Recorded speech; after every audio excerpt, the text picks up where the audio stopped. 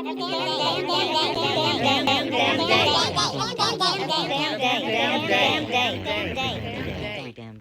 damn day.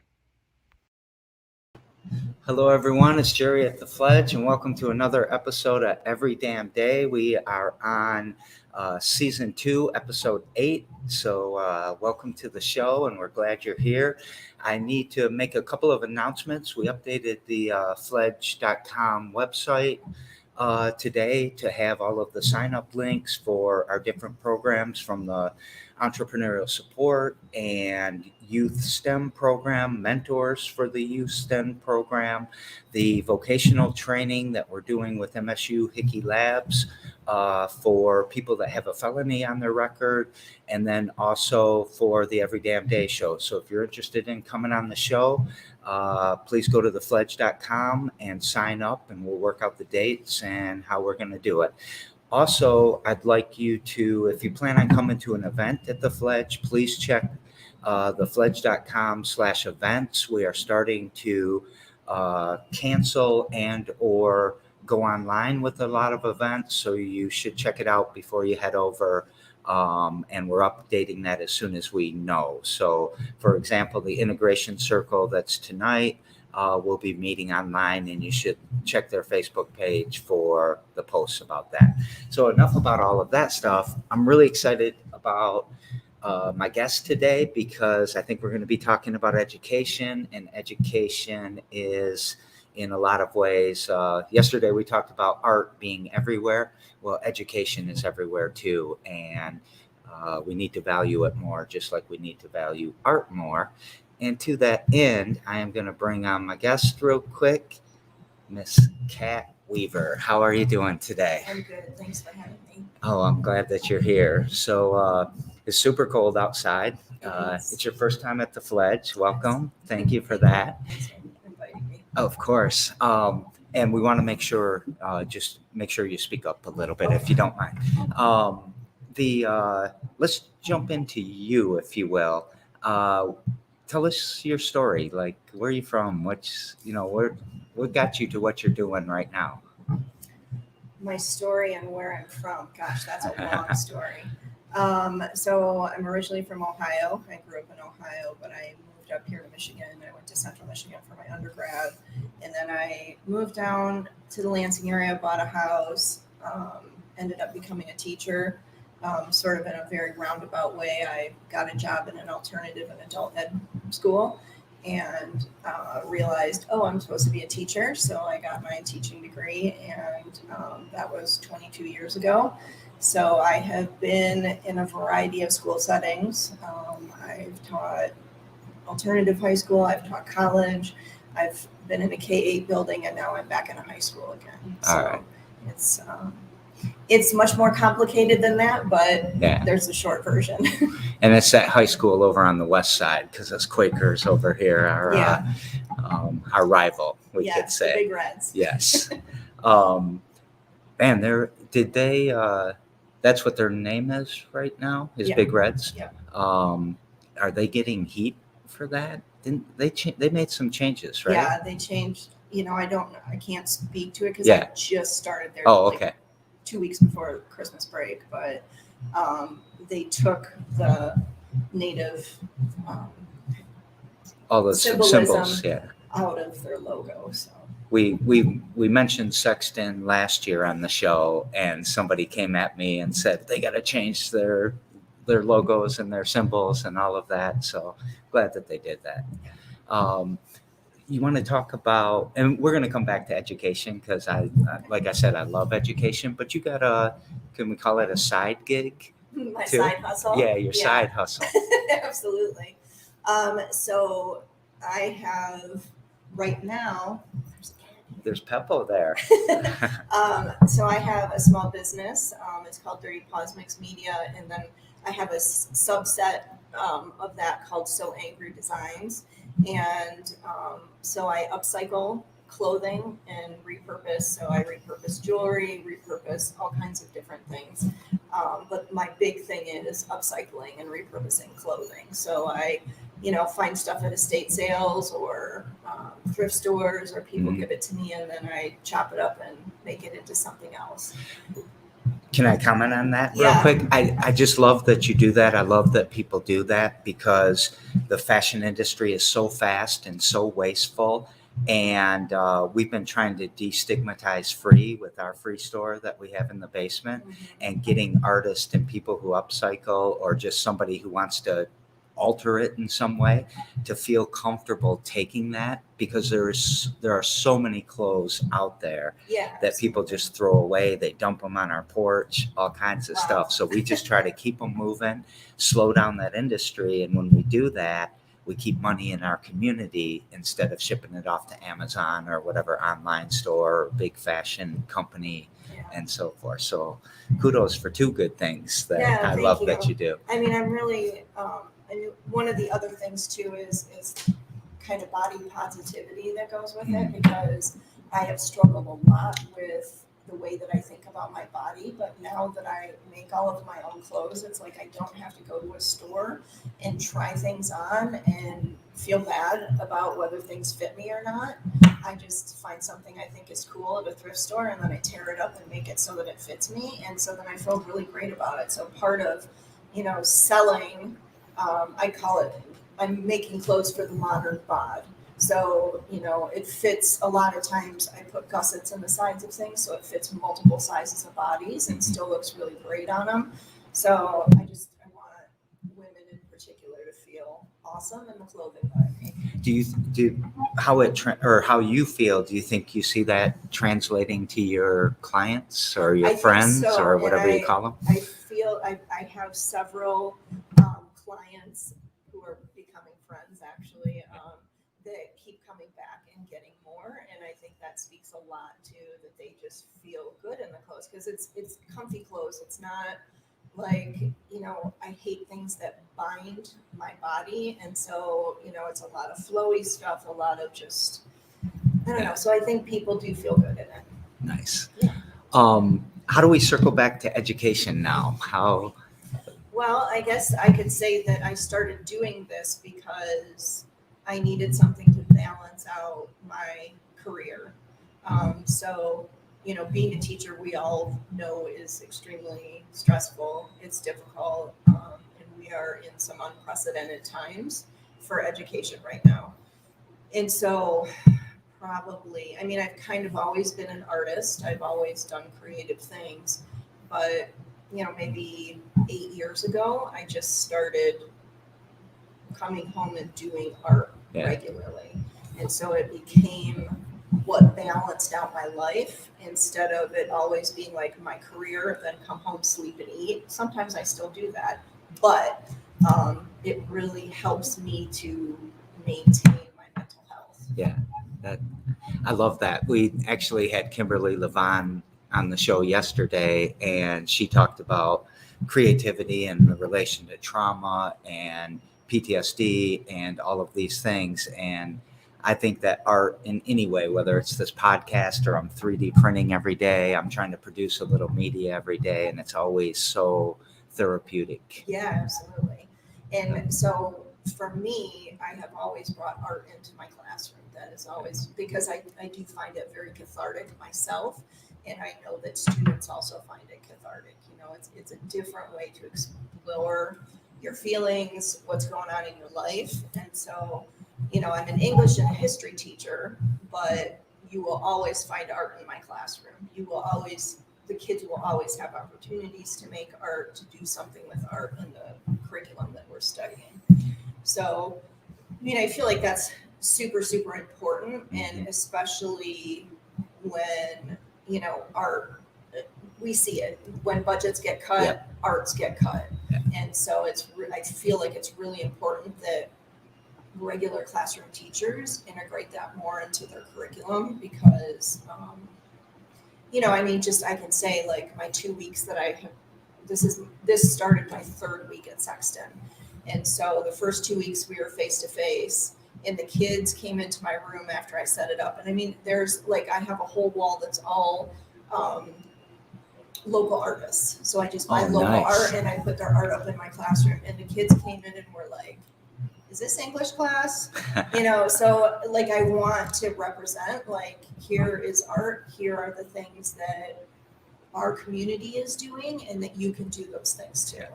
And so is it a project-based learning kind of strategy to make a piece of art that maybe teaches you about the history or the English or? So I was at another school in the district, and it was a school of the arts, and we went by the Artful Learning Model, which is out of the Bernstein Institute, and that is like, you take art and you integrate it into everything that you do with your curriculum. So you figure out, you find a masterwork, so you find some piece of artwork that you want the kids to study, to engage with, and then you connect it to the curriculum and the things that they're studying. And, having just started at Sexton, I haven't really done that yet, because I'm still figuring out what I'm doing. But I have already given the kids opportunities, even in just like get to know you kinds of things. So we will, though, move into doing a lot more artistic things in the classroom. When the budgets do get cut, the schools really have to focus on the things they're measured by the state or the feds and the grant money and whatever, all the dollars that come in. And I feel like we squeeze our kids' opportunities away from them when we do that. So thank you for putting it back into the classroom. And I imagine, do you do stuff with music? I mean, art's a big word. Yeah, absolutely. I mean, I always have music playing in the classroom. I use it to connect with the content we're doing. So for instance, my AP English class is going to be reading The Book Thief, which is about Nazi Germany and the Holocaust. And we're starting off with talking about identity and the importance of identity. And I'm going to use a song that is going to be completely outside of their sort of their genres, I think, but it's kind of like an agro-tech song, but it's about identity and how it's this shifting thing. And, I think it gives some different perspectives about how people think about those things and how they can express. I mean, because they create the song, the band is Assemblage 23, and, they create this song about identity, but it's part of their identity to create the song. So. It's identity's becoming the key word of Every Damn Day this year. Oh, okay. It's actually out of 8 episodes, it's the 4th time it's come up. Wow. And so I need to explore that a little bit. Unless you want to explore it a little bit. Why do you think that is? Why? Well, I think for me, identity it's something it's constantly, you're figuring it out throughout your whole life. Mm-hmm. It's not just, people will say, kids, teenagers, they're figuring out their identity. You're still figuring out your identity when you're 80. Yeah. It's not something that is stable, but it has a lot to do with society and the way that society looks at you. And, for me, I was goth in high school, so, I grew up in the 80s. You're not still goth? I don't know that I call myself goth right now, but I'm something. I don't know. But I thought hanging around Tisha, you had to be goth for sure. I definitely still, that music is still there. That identity is definitely still part of me. Yeah. I just don't dress in the same way anymore, I guess. But I was in a small rural school, and people were like lost their freaking minds. Like, what is wrong with you? You're a freak. All of these things that, push you to like hate other people because they don't accept you, and but also to sort of make you go inside yourself and put up armor. And so throughout my life, I had a lot of armor on, and that was part of my identity. I wanted to be this badass who nobody could touch. And then, as you get older, got married, had a child, got divorced, and then you go to therapy. And then you start sort of dismantling all of that, and you discover that, all of the things that happen to you are part of your identity, and they impact you, and the way that your perspective on that makes a huge difference on where the rest of your life was going to go. So Angry Designs, is that right? Yeah. Does that relate to, is that anger from back then? Is that anger out now? No, What's the meaning? I hate being an angry person. I was a Yeah. very angry person for a long time, like just wake up angry. And when I figured out how to not be angry, like I can't stand being in that space anymore. Yeah. But some of the music I listen to might be considered angry, which is kind of like the song that I told you about, but sort of the industrial agro-tech kind of stuff that is, a mixture of like electronic and industrial music. And I was sewing and listening to it, and my husband came into the room and was like, "Cat Weaver, so angry." And I was like, "That's brilliant. Like that can be the name of all of, it just, because it's SEW, so you get the sew part in there, and then angry. So there it is. Yeah. And it's spelled, the acronym SAD though, right? Too. So Angry Designs. I guess it is. I never thought about that. And that can be the root of anger quite often, right? Yeah. So I had not even thought about that. Wow. You said something earlier about teachers that I want to go back to. You said that everybody knows that it's a tough profession. And do they? That's a great question, because I think you're right. They don't. I think the sort of the media sell on it is it's difficult, but we don't really understand what is difficult about it. So you hear a lot about teaching is a really hard job. Teachers are heroes. We should really appreciate our teachers, but we don't appreciate our teachers. We don't show them respect. And every time that something happens in society that, it's like it kind of comes back to, oh, well, what happened in the school? What did the teachers do? The teachers didn't do a good enough job of this. And people don't understand all of the levels. And, it's just like peeling back on an orange, all of the things that are happening in a school on a daily basis, all the decisions that the teacher in the classroom has to make, like that. Right.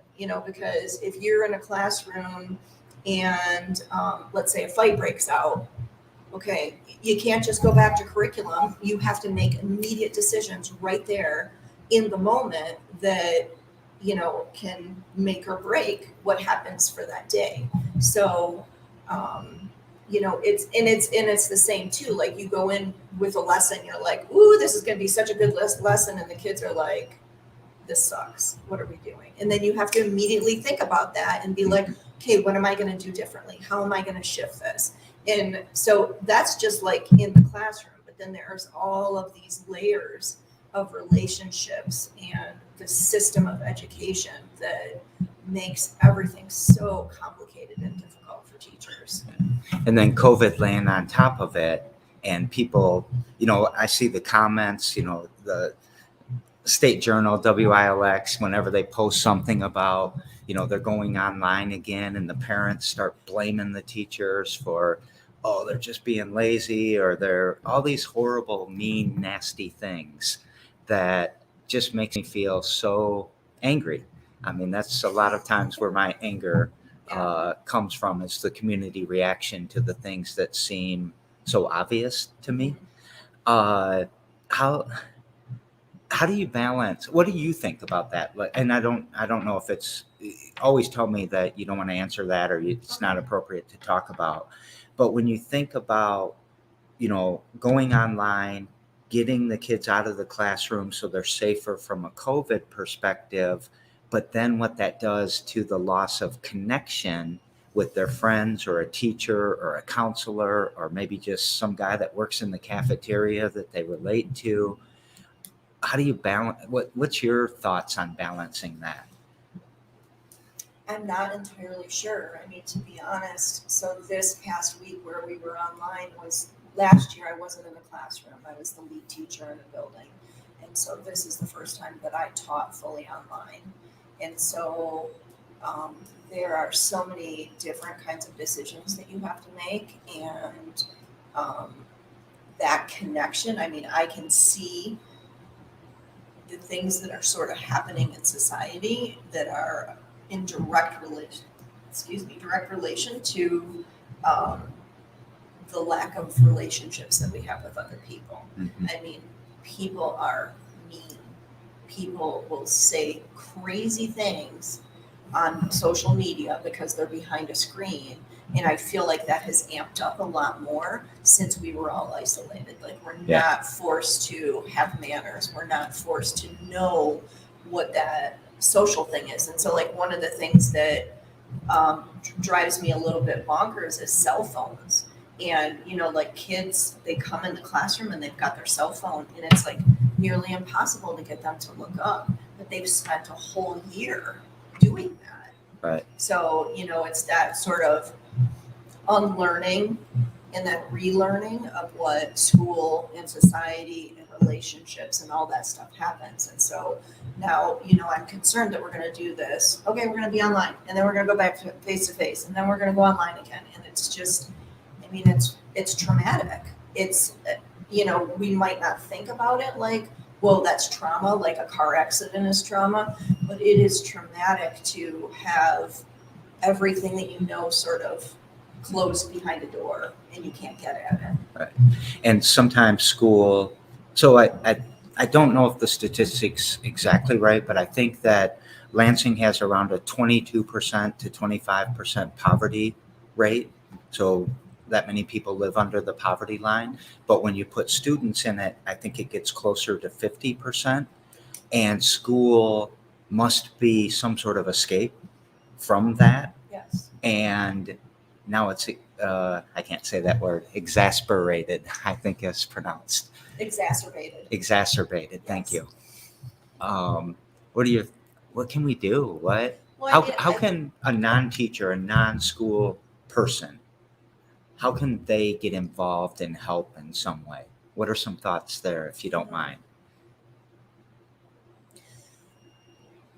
Gosh, I don't know. I haven't honestly thought about it. I mean, I think about the school district, I think has done a fabulous job with making sure that families are getting food. Mhm. They've got pickup locations all over the district where families can come and get food for the day.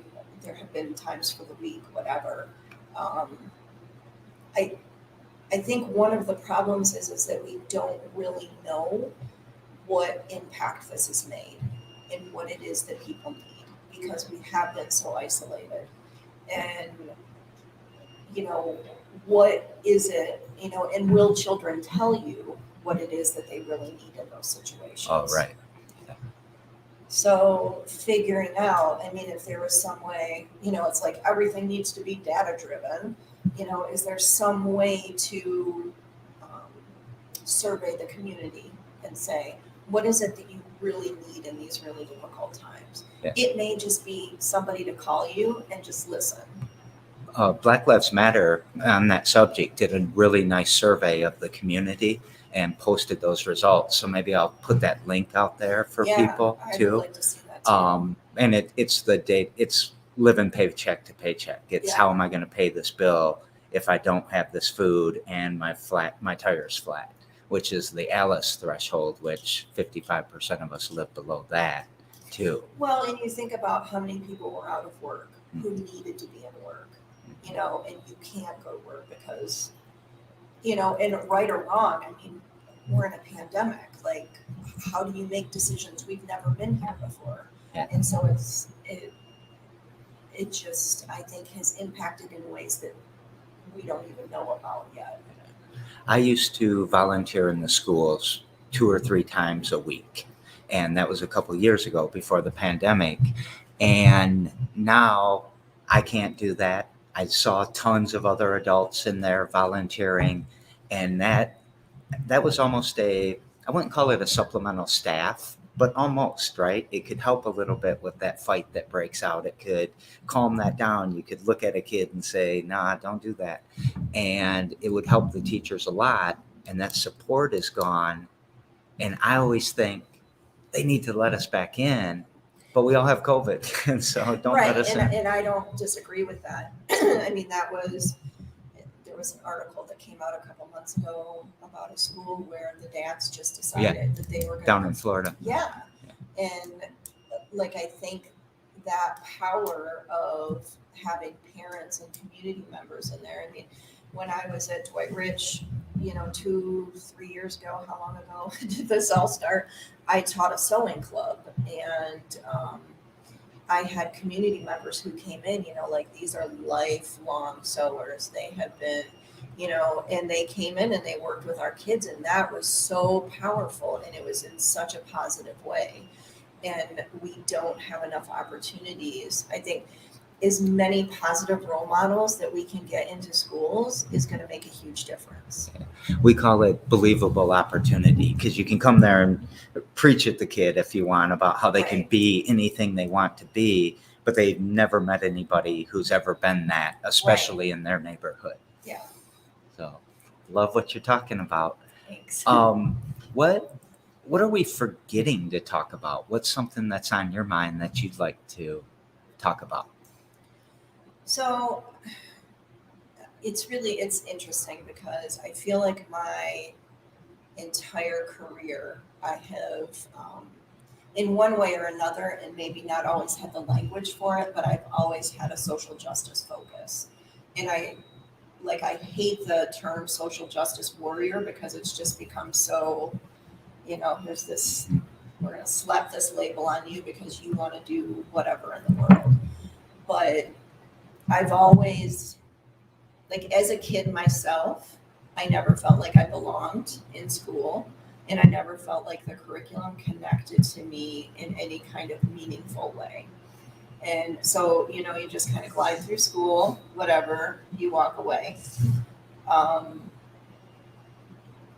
think we talk about social justice, we talk about equity, but none of us really understand what that means. And most of us, I won't say none of us, most of us are not willing to do the work that we need to do in order to make schools more equitable for kids. And, we can do equity reviews, we can look at curriculum, we can do all these things, but if we don't start at the top and work down, that was one of the things, I just recently switched schools, and I feel like I had this moment where I had a deep understanding of what it means to be in a system of oppression. And I'm a white girl. I don't really understand what it means to be oppressed whatsoever. But I was in a space where every day I was surviving. Every day I was waking up and saying, I do not want to go to this place. I cannot go to this place. This place is not good for me. But I have to, because that's my job and that's what pays the mortgage. And so when you are constantly in survival mode, you cannot think about equity. You can't think about social justice. You can't think about creating curriculum for kids that's going to knock their socks off and make them, want to read more or whatever. You are just trying to get through the day. And I think that is a space that a lot of teachers are in right now. Mm-hmm. And throughout my entire career, as I have tried to do this, you always hit the wall. There's some places where the wall's a little, soft. You maybe can get in there, you can have some conversations, but there's always this systematic wall that will not let you really do any of the hard work that needs to happen. Yeah. And I don't think schools are going to change until we start dismantling that. And it's a huge, huge, huge endeavor. Who does that? How do you do that? Do we even understand how to do that? I think there are some models out there in the world, but we're scared. Yeah. What else do we do if we don't do this? Yeah. But it's not working. So we got about a minute left. Oh. As we wrap up here, I really respect teachers, and I'm really happy that you came onto the show. Educators, I don't know all the different words. what would you like to leave us with? How would you like to take us out? Any advice for us in the community? How can we help you?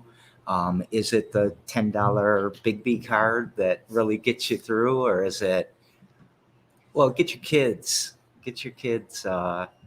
help your own kids first, maybe. I don't know. I mean, I think if you want to help teachers and you want to help education, then understand what is really happening in schools, because so now we have this, any high school graduate can be a substitute teacher. Oh, And right. so there's this constant like, oh, anybody can be a teacher. I mean, that's for a long time. Anybody can be a teacher. If you can't do this, go be a teacher. And that is really clear that people do not understand what happens in schools and what is necessary to actually raise children to be good human beings in the school system. So figure that out. Maybe there's a show there. What Maybe. Really happens behind the school Right, doors. totally. Absolutely. Well, thank you so very much for coming on the show. Thank you for having I me. really appreciate your time, and I love what you do. And got to give a shout out to Tisha too, because trying to get her absolutely. on the show and all of that. But all right, everyone, that's a wrap for another Every Damn Day. We will see you tomorrow, and we love y'all. Be safe out there. Be warm. And help somebody, smile at somebody, do something nice today. Be kind, spread that love. It's contagious. It won't cost you anything. It'll actually make you a bit stronger yourself. So love y'all.